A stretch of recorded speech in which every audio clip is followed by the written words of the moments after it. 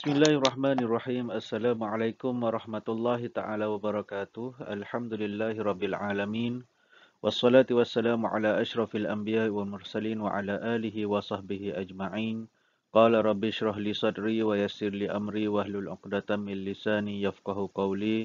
Subhanaka la ilma lana illa ma 'allamtana innaka antas samiul alim wa la haula wa la quwwata illa billahil aliyyil azim. Allahumma salli ala Sayyidina Muhammad wa ala alihi wa sahbihi wa sallim. Alhamdulillah, syukur kita kehadrat Allah Subhanahu wa taala kerana masih lagi kita diberi peluang dan ruang untuk kita sama-sama teruskan siri perbincangan ulang kaji UPKK.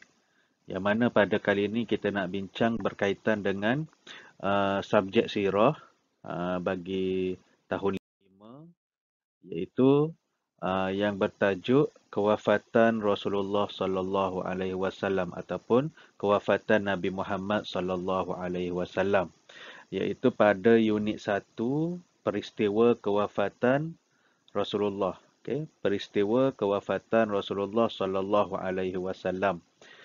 Okey, kita nak tengok rentetan cerita yang mana bermula daripada Rasulullah, baginda Rasulullah jatuh sakit sehinggalah kepada akhir hayat baginda sallallahu alaihi wasallam. Okey. Okey, Rasulullah sallallahu alaihi wasallam ni adalah seorang nabi dan rasul yang terakhir. Okey, utusan Allah yang terakhir, baginda terpelihara daripada dosa, terpelihara daripada melakukan dosa, dan mempunyai kedudukan yang tertinggi di sisi Allah Subhanahu wa taala. Rasulullah ni juga adalah penghulu segala nabi, dan Rasulullah juga sangat disayangi oleh para sahabat baginda sallallahu alaihi wasallam. Kemudian Rasulullah juga adalah seorang makhluk ciptaan Allah yang bersifat tidak kekal. Okay? Maksudnya Nabi dan Rasul itu adalah dari kalangan manusia, dan sifat manusia itu sendiri tidak kekal. Yang bermula pasti akan berakhir, yang hidup pasti akan mati. Sama juga dengan para rasul, nabi-nabi. Mereka juga ada tempoh mereka hidup, menyampaikan dakwah dan sebagainya, menyampaikan apa yang disuruh oleh Allah Subhanahu wa taala, dan akhirnya bila saja dakwah mereka itu selesai, mereka akan dijemput untuk menemui pencipta. Mereka juga akan wafat, akan meninggal dunia. Okey. Sebelum kita pergi kepada peristiwa kewafatan Rasulullah ni, kita nak tengok berkaitan dengan apa yang berlaku sebelum daripada Rasulullah jatuh sakit, iaitu antara peristiwa besar yang berlaku sebelum Rasulullah ni jatuh sakit adalah berkaitan dengan Hajjatul Wada'. Hajjatul Wada'. Okey. Rasulullah sallallahu alaihi wasallam cuma menunaikan ibadat haji sekali sahaja sepanjang ataupun seumur hidup baginda sallallahu alaihi wasallam. Itulah haji yang pertama dan itulah haji yang terakhir. Okey. Kerana apa? Kerana Rasulullah sallallahu alaihi wasallam wafat selepas beberapa minggu pulang daripada mengerjakan rukun Islam yang kelima itu pada peristiwa Hajjatul Wada' ni lah. Okey, dan seterusnya haji tersebut dikenali sebagai Hajjatul Wada', dan pada 9 Zulhijjah tahun yang ke-10 Hijrah, Rasulullah sallallahu alaihi wasallam bersama dengan 100,000 orang jemaah telah tiba di Arafah setelah menyempurnakan ibadat wukuf, baginda menyampaikan khutbah yang terakhir kepada umat Islam. Okay. Dan pada masa ni, pada peristiwa Hajatul Wada' ni, Rasulullah bersama dengan 100,000 orang sahabat pergi mengerjakan haji. Yang mana haji inilah yang pertama dan yang terakhir. Kerana baginda SAW, dia buat haji atau mengerjakan haji sekali sahaja seumur hidup baginda SAW. Dan apabila lepasnya wukuf di Arafah, baginda pun menyampaikan khutbah baginda. Dan ini sinonim ataupun masyhur juga dengan kata khutbah yang terakhir Rasulullah SAW. Okey. Kemudian kita tengok khutbah dan wahyu terakhir Rasulullah. Okey. Khutbah Rasulullah ini disampaikan di Arafah, dan di antara pesanan-pesanan yang baginda buat kepada seluruh umat Islam pada masa itu adalah yang pertamanya, jangan menyakiti sesiapa pun. Dalam khutbah tu Rasulullah pesan jangan menyakiti sesiapa pun. Maksudnya kita tak boleh nak menyakiti sesiapa dengan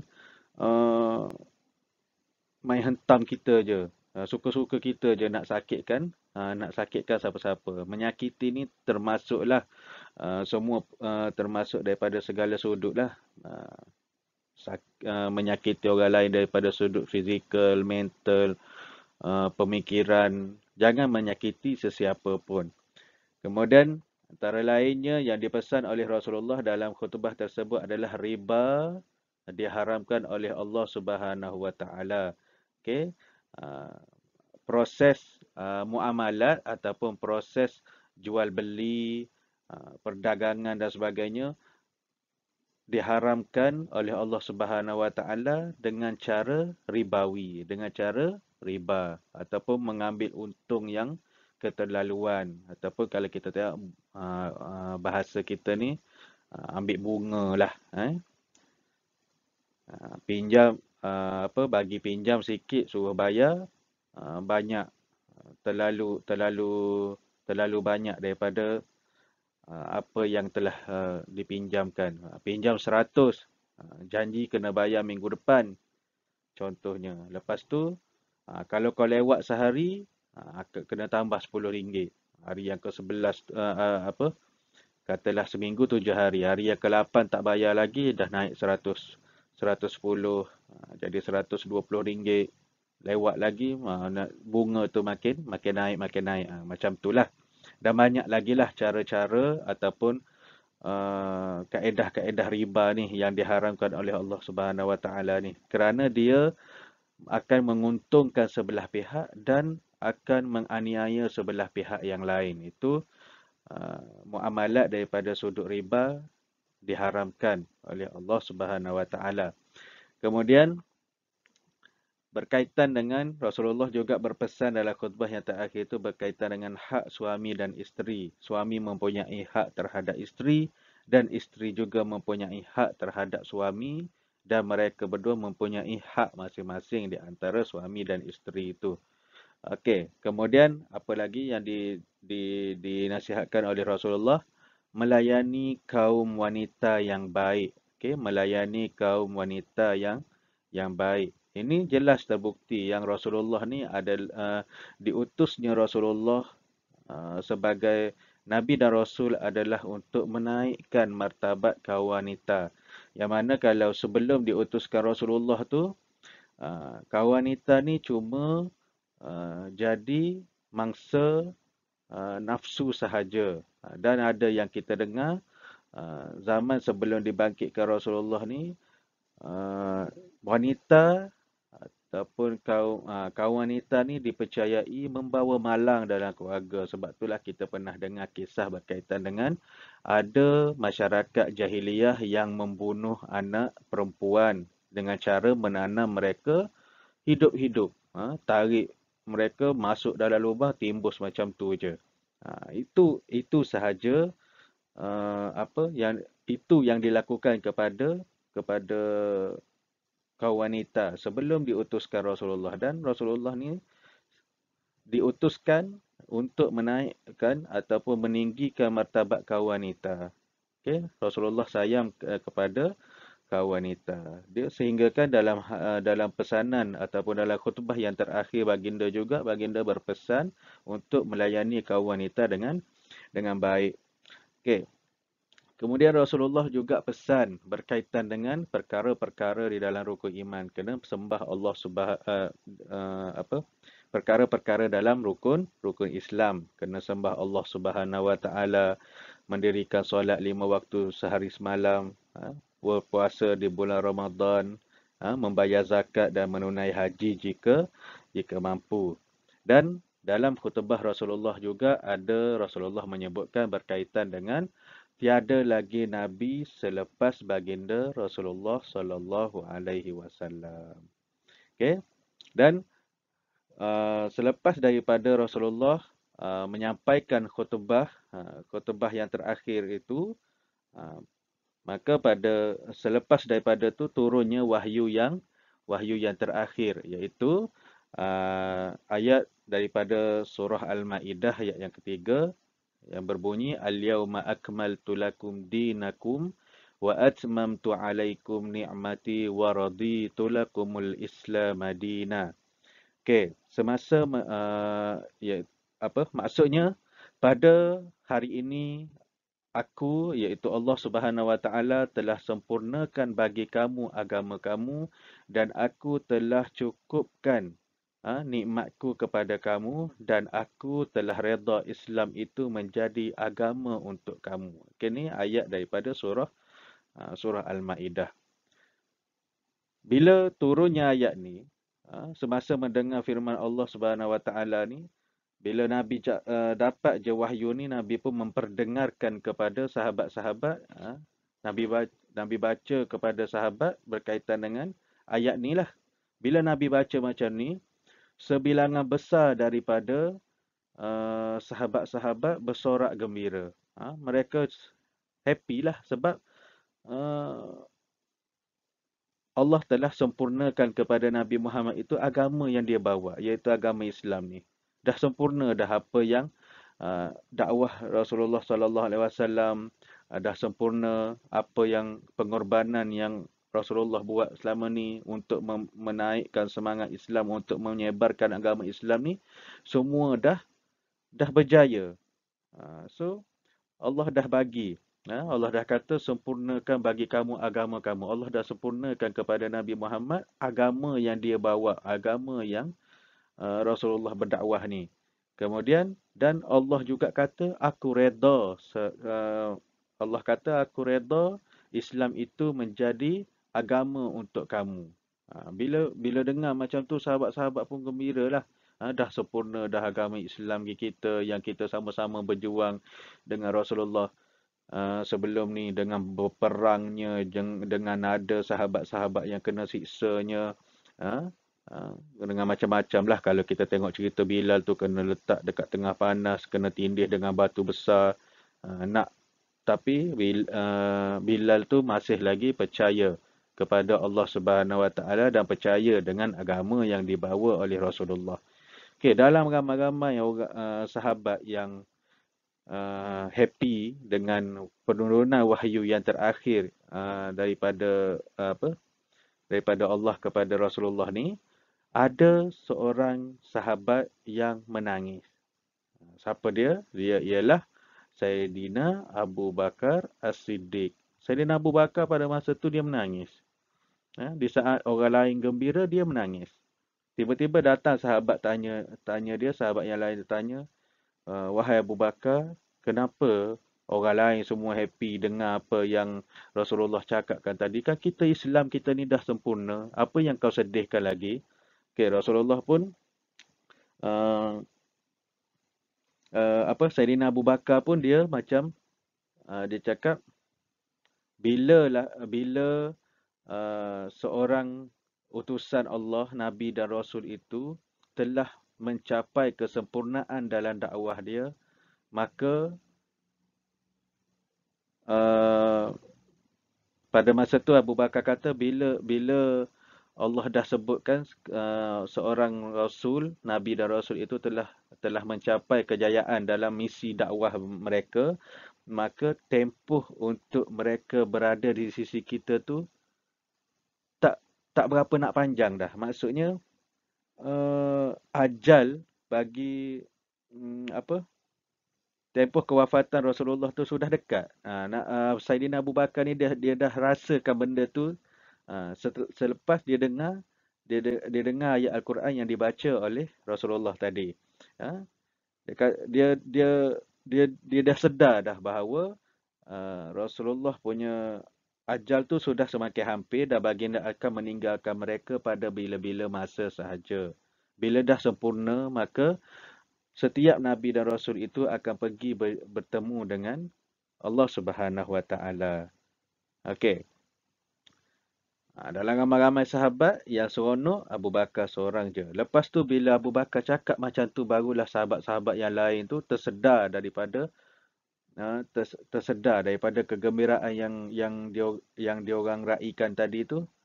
Dia pun fikir, oh betul juga apa yang Saidina Abu Bakar cakapkan. Maka mereka semua sedih. Bukan tak happy dengan kesempurnaan Islam tadi, tapi dalam masa yang sama ada betulnya apa yang dicakapkan oleh Saidina Abu Bakar yang membuatkan mereka rasa sedih dan tak sanggup sebenarnya untuk mereka kehilangan Rasulullah sallallahu alaihi wasallam. Okey, seterusnya Rasulullah sallallahu alaihi wasallam jatuh sakit.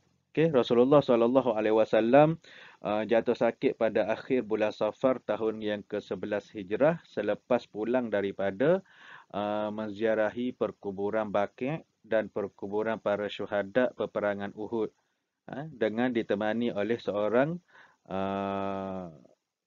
suruhan baginda ataupun peneman baginda pada masa itu adalah Abu Muwaihibah. Okay. Rasulullah pergi ke perkuburan Baqi' dan Rasulullah juga pergi ke perkuburan para syuhada ataupun perkuburan orang-orang sahabat-sahabat yang mati syahid dalam peperangan Uhud. Rasulullah pergi untuk melawat kubur mereka. Selepas Rasulullah pulang ataupun Rasulullah pulang daripada perkuburan Baqi', baginda ditimpa sakit kepala. Semakin hari sakit kepala baginda tu semakin kuat sehingga kan di kepala baginda masa tu dia ikat dengan kain. Bila Rasulullah rasa sakit, Rasulullah ketatkan lagi kain yang berada di kepala baginda. Okey. Sepanjang tempoh Rasulullah sakit tu, Rasulullah berada di rumah isteri baginda iaitu Maimunah. Di rumah isterinya yang bernama Maimunah. Kemudian bila keadaan makin kesihatan baginda makin teruk, masa tu Nabi Muhammad ataupun Rasulullah ni dia minta dengan isteri dia yang nama Maimunah tadi tu, dia kata boleh tak aku ke rumah Aisyah. Okey, dan kemudian Nabi minta izinlah dengan semua isteri Nabi dan untuk tinggal di rumah Sayyidatina Aisyah.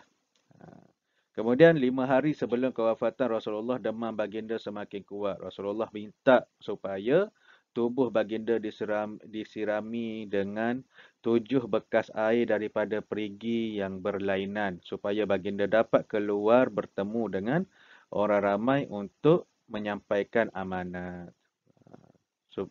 Rasulullah minta bila dia rasa demam sangat, dia sakit kepala sangat, Rasulullah minta bawakan 7 air daripada perigi yang berlainan untuk Rasulullah rasa gagah sikit untuk keluar berjumpa dengan sahabat walaupun untuk kali yang terakhir, untuk dia sampaikan amanat ataupun apa-apa pesanan yang terakhir kepada sahabat-sahabat dia, sahabat-sahabat baginda. Okey, seterusnya berkaitan dengan hari terakhir Rasulullah. Okey, semasa orang Islam masa tu sahabat-sahabat Rasulullah sallallahu alaihi wasallam tengah bersiap nak nak solat subuh. Okey, nak mendirikan solat subuh secara berjemaah.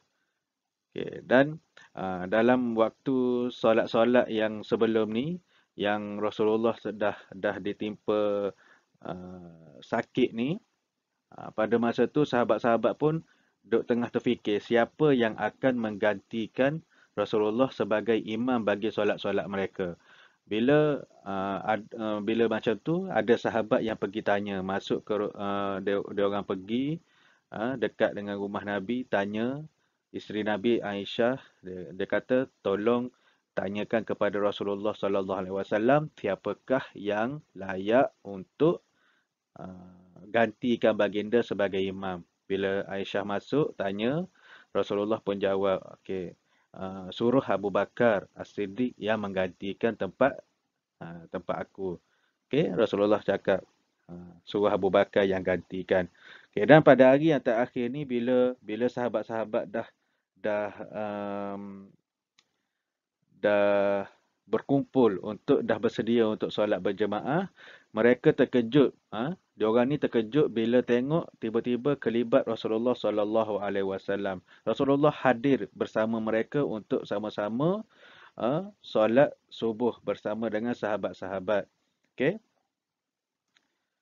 Dan Rasulullah berdiri sambil tersenyum melihat ke arah para sahabat itu.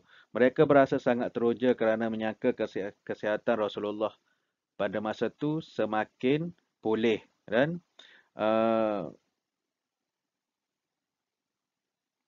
masa tu sahabat ni dia kata, oh Alhamdulillah Rasulullah ni dah semakin pulih. Padahal itulah solat yang terakhir yang Rasulullah dirikan bersama dengan para sahabat Rasulullah sallallahu alaihi wasallam. Okey, kemudian Saidina Abu Bakar berundur untuk memberi ruang kepada Rasulullah menjadi imam, tetapi baginda memberi isyarat kepada Saidina Abu Bakar supaya terus menyempurnakan solat mereka. Okey. So masa tu kita dapat tahulah bila sebab itulah pengganti selepas Rasulullah sallallahu alaihi wasallam adalah Abu Bakar, kerana Rasulullah dah tunjukkan orang yang paling layak untuk menggantikan tempat beliau apabila Rasulullah tak ada. Abu Bakar lah yang orang yang sangat-sangat sesuai untuk menggantikan Rasulullah sallallahu alaihi wasallam. Okey, selepas tu bila masuk waktu duha, keadaan Rasulullah semakin teruk dan kesakitan yang ditanggung oleh baginda bertambah kuat. Rasulullah pada masa ni Rasulullah panggil puteri baginda, anak perempuan baginda, iaitu Sayyidatina Fatimah, dan Rasulullah pun ada berbisikkan sesuatu kepada Sayyidina Fatimah. Sayyidina Fatimah ni mula-mula reaksi dia menangis. Apabila Rasulullah rupa-rupanya Sayyidina Fatimah ni masa dia tengah bercakap dengan Rasulullah tu, mula-mula dia menangis. Lepas tu dia macam tersenyum dan ada ketawa sikit, kan. Aisyah, Sayyidatina Aisyah, isteri Rasulullah ni pelik dengan situasi tersebut. Bila dia tengok kenapa dengan Fatimah tu sekejap sedih, sekejap macam happy sikit. Okey, bila ada peluang, Sayyidatina Aisyah pun pergi bertemu dengan Fatimah. Dia tanya, wahai Fatimah, apa yang kamu bualkan dengan ayah kamu tadi? Kenapa saya tengok awak sekejap menangis, sekejap ketawa? Okey, lepas tu Fatimah pun ceritalah. Semasa aku menangis tadi, ayahanda ataupun Rasulullah sallallahu alaihi wasallam cakap dia sangat sakit dan dia akan wafat, maka aku pun menangis. Fatimah kata. Kemudian yang aku seronok tu bila ayahanda bisik pada aku bahawa akulah ahli keluarga yang pertama yang akan menyusul selepasnya. Lalu aku pun tertawa. Okey, maksud kat sini, yang mula-mula tu Fatimah menangis sebab Rasulullah cakap dia sangat sakit dan dia akan wafat, akan pergi selama-lamanya menemui Allah Subhanahu Wa Taala. Maka pada masa tu Fatimah pun menangis. Lepas tu Rasulullah bisik lagi dekat Sayyidatina Fatimah, cakap jangan risau wahai putriku, kerana selepas daripada pemergian aku, engkaulah orang yang pertama yang akan mengikut jejak langkahku. So Fatimah pun tertawa. Okay, melihat keadaan Rasulullah yang semakin tenat, Sayyidatina Fatimah berkata, alangkah deritanya ayahanda. Lalu Rasulullah berkata kepadanya, selepas ini tidak ada lagi penderitaan ke atas ayahandamu. Maksudnya Rasulullah nak ceritakan saat-saat sakaratul maut itu sangat-sangat sakit. Itu yang terjadi pada Rasulullah. Kita ni tak tahulah kan macam mana. Okay? Dan Rasulullah pun jawab. Dia kata, selepas sakit daripada saat-saat sakaratul maut ni, tak ada dah sakit lain yang boleh datang kepada ayahmu ni, wahai Fatimah. Okey. Seterusnya, tengok kepada saat-saat terakhir Rasulullah sallallahu alaihi wasallam. Okay. Saat Rasulullah sedang tenat, Sayyidatina Aisyah menyandarkan baginda ke dadanya. Ketika itu Abdurrahman bin Abu Bakar masuk sambil memegang kayu sugi. Sayyidina Aisyah perasan bahawa Rasulullah SAW ni tertarik dengan kayu sugi tersebut. Lalu Aisyah tanya kepada Rasulullah, wahai Rasulullah, kamu nak ke kayu sugi? Rasulullah pun mengangguk. Rasulullah nak. Kemudian bila Aisyah bagi kayu sugi yang berada di tangan Rasulullah tu sedikit keras. Lepas tu Sayyidina Aisyah tanya lagi, nak ke aku lembutkan sikit kayu sugi tu? Rasulullah pun angguk, tanda setuju nak lembutkan kayu sugi tu. Lepas tu bila dah kayu sugi tu dah lembut, dalam keadaan yang Rasulullah dah lemah pada masa tu, Rasulullah pun bersugi. Rasulullah gosok gigi baginda. Okey, nak cakapnya kat sini, dalam keadaan yang sekali macam tu pun, Rasulullah ni masih lagi mementingkan tentang kebersihan dan sebagainya. Dan Rasulullah bersugi dan selepas sepuas-puasnya, kemudian baginda pun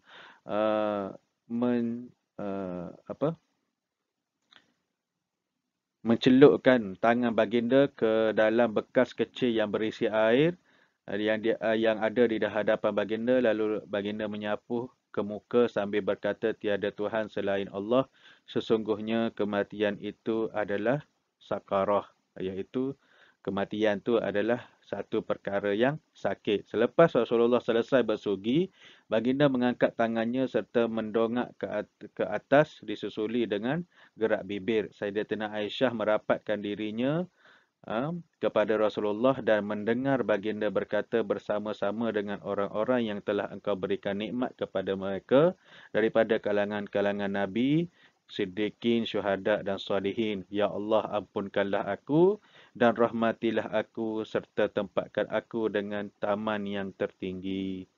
Ya Allah, taman yang tertinggi. Itu doa Rasulullah SAW di akhir hayat baginda. Baginda mengulangi kalimah yang akhir itu sebanyak 3 kali. Kemudian baginda pun menghembuskan nafasnya yang terakhir. Sesungguhnya kita semua milik Allah dan kepada Allah kita akan kembali. Inna lillahi wa inna ilaihi raji'un. Okay.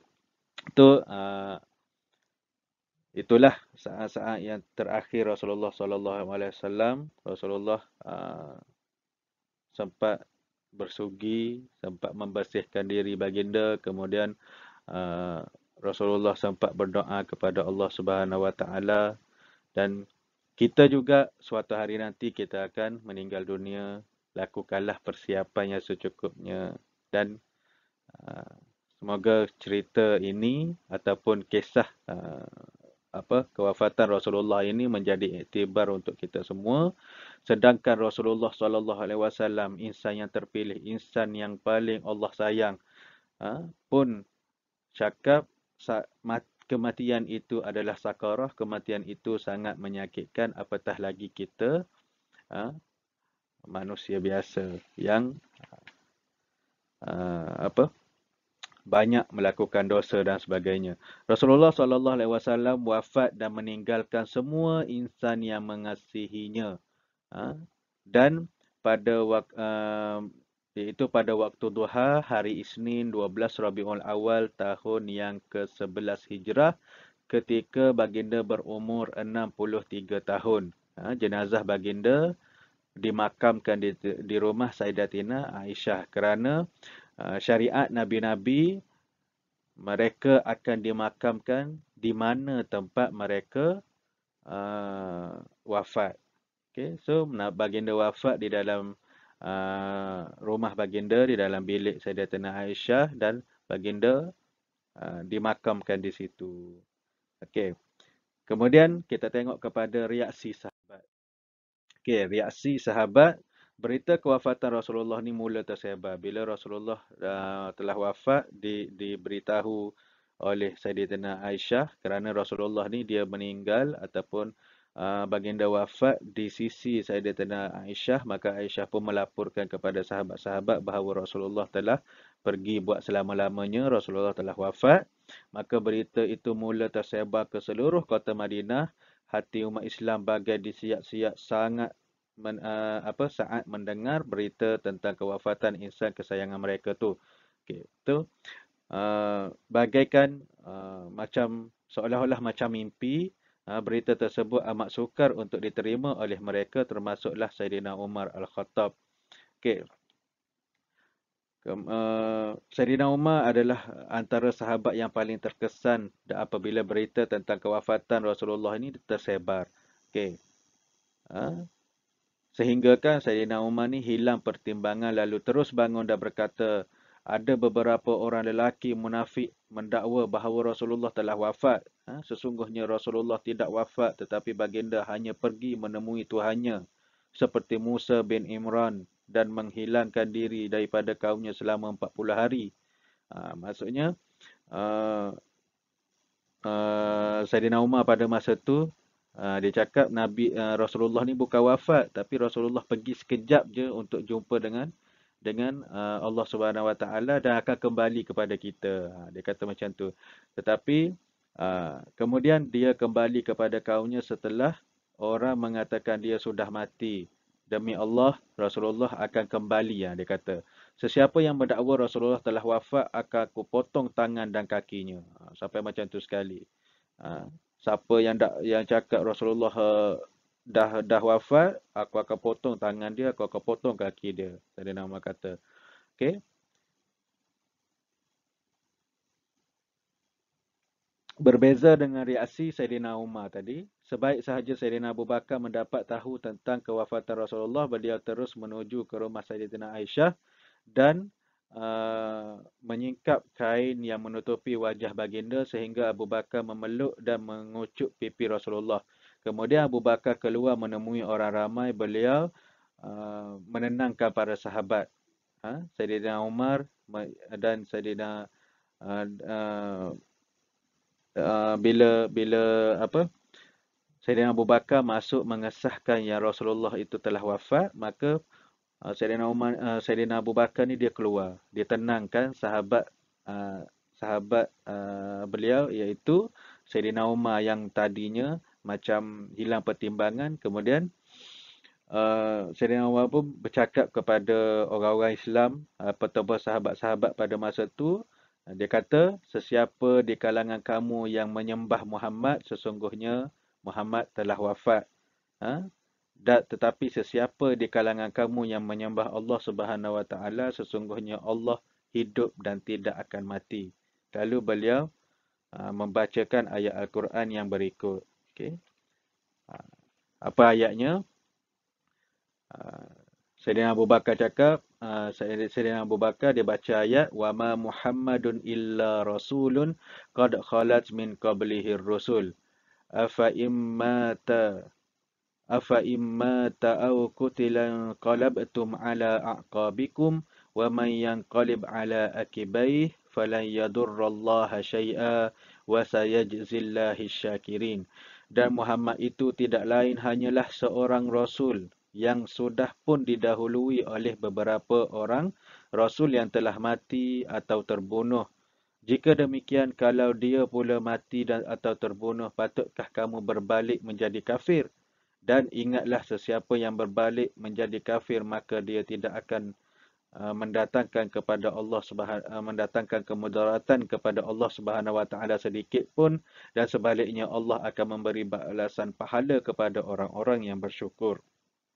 Okey, lepas daripada Sayyidina Abu Bakar baca ayat ni, maka Sayyidina Umar pun berkata, demi Allah, sebaik sahaja aku mendengar Abu Bakar membaca ayat itu, aku menjadi lemah sehingga tidak berdaya untuk berdiri, maka yakinlah aku bahawa Rasulullah telah wafat.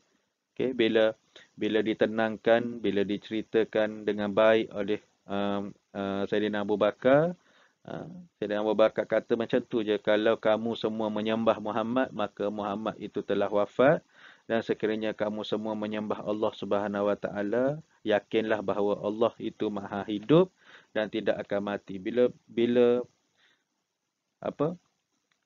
dengar je ayat daripada Sayyidina Abu Bakar ni, seluruh para sahabat, seluruh kota Madinah pada masa tu menjadi hening, dan mereka berasa sedih dengan pemergian insan yang sangat dicintai oleh mereka, malahan dicintai oleh seluruh dunia, dicintai oleh Allah Subhanahu wa taala, iaitu baginda Muhammad sallallahu alaihi wasallam. Pada ketika itu, mereka semua telah yakin bahawa Rasulullah telah pun wafat, dan mereka menerimanya seadanya, walaupun rasa perit, tapi itulah daripada Allah. Kita datang kepada Allah, kita kembali. Dan kemudian jenazah Rasulullah sallallahu alaihi wasallam telah dimandikan oleh Sayyidina Ali bin Abi Talib, Al-Abbas serta dua orang anak Al-Abbas, iaitu Qasam dan Al-Fadl. Baginda dimakamkan di dalam rumah Sayyidatina Aisyah, tempat baginda wafat. Okay, kalau kita tengok dekat gambar tu, dia ada tempat di mana terletaknya makam Rasulullah sallallahu alaihi wasallam. Dia macam ada lubang tu kan, lagi dua lubang tu adalah makam Sayyidina Abu Bakar dan makam Sayyidina Umar. Kerana mereka ni minta, Sayyidina Abu Bakar minta persetujuan daripada Sayyidatina Aisyah, kalau dia kata sekiranya aku telah meninggal dunia, maka boleh tak dimakamkan aku bersebelahan dengan pusara Rasulullah sallallahu alaihi wasallam. Dan kemudian Sayyidina Umar pun minta perkara yang sama, nak berada berdekatan dengan Rasulullah sallallahu alaihi wasallam. Maka bersemadilah tiga sahabat ini, Rasulullah, Sayyidina Abu Bakar dan Sayyidina Umar, di tempat yang berdekatan. Okey, itulah antara kisah-kisah tentang kewafatan Rasulullah sallallahu alaihi wasallam. Okey.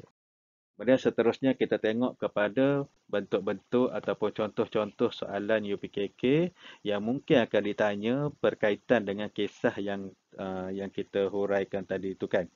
Okey, antara contoh-contoh soalan, dia akan tanya, ni contoh je lah kan, mungkin banyak lagi lah jenis-jenis soalan lain yang mungkin akan ditanya. Okey. Antaranya adalah, okey, kita tengok.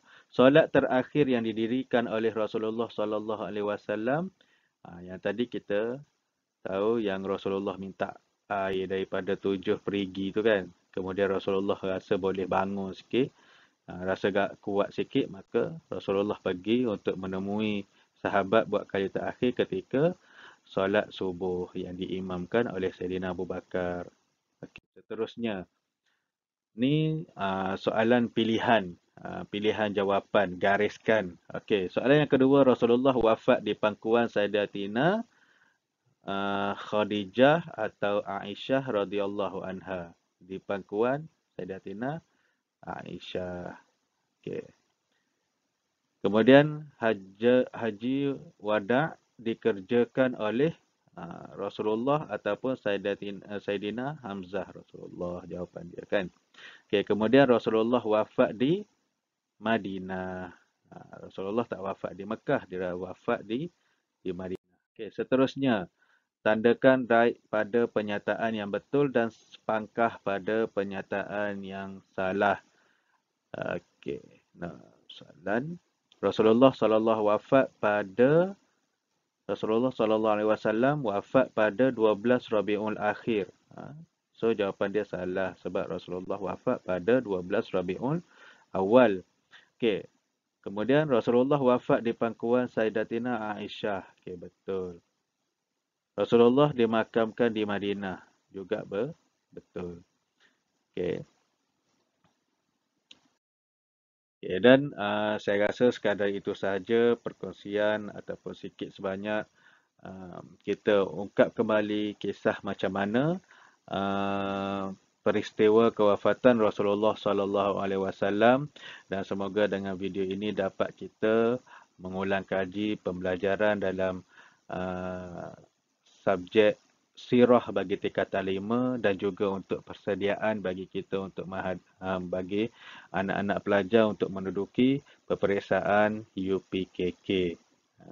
Dan yang baik itu datangnya daripada Allah Subhanahu Wa Taala, serta segala kelemahan kekurangan itu adalah datangnya daripada diri saya sendiri. Wallahu a'lam bissawab. Assalamualaikum warahmatullahi taala wabarakatuh.